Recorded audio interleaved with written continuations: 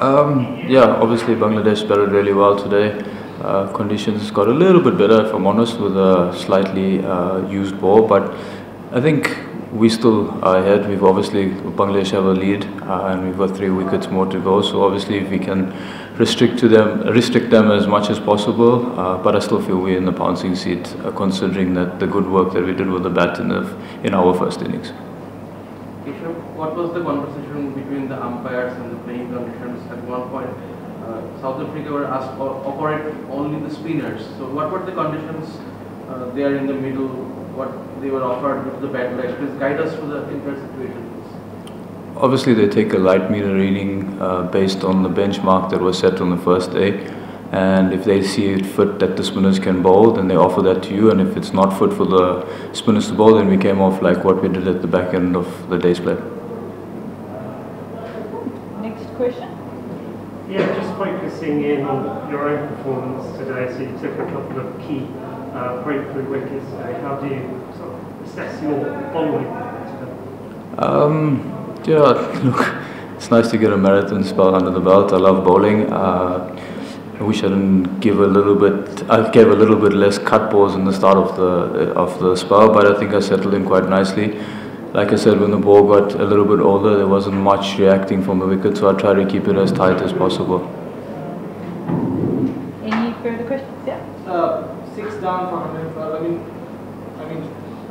Obviously you had that 90-run cushion. So do teams take a bit of take that foot off the pedal for a while and then you come back, or kept trying to get wickets at that? No, I think yesterday was probably a day that we went a little bit searching, if I'm honest, and then we got the 3 wickets, and I think Mehdi and Zakir Ali played really well.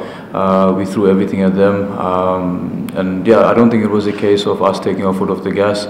I think they played really well, and you must take credit towards the batters in that situation. When you landed in Bangladesh, you called Tamim to know about the wicket. If it's true, can you elaborate the whole story?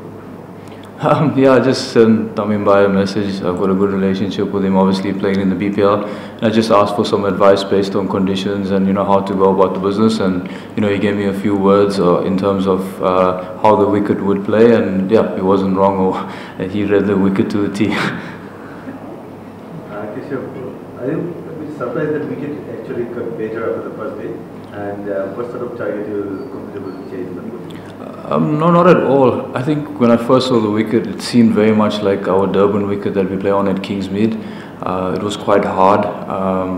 Obviously, there'll be variations of turn as the game goes on, but I think, with a little bit of moisture in the air and the constant rolling, it has got a little bit better, especially once that shine comes off the ball. Ideally, we would like to restrict Bangladesh to 100 or below, but it's important that we start well in the morning and then assess from there. Last question. You bowled 24 overs in a spell and then 10 overs. What was the reason behind it? Is it because of the lack of options? Sorry, can you repeat that? You bowled 24 overs in a spell and then 10 overs spell. So what was the reason behind that? 10 over? What was that? Or you said your long spells, it was a specific What's the reason plan for behind that. long? Long spells. I think, obviously we have a four bowler lineup in our attack.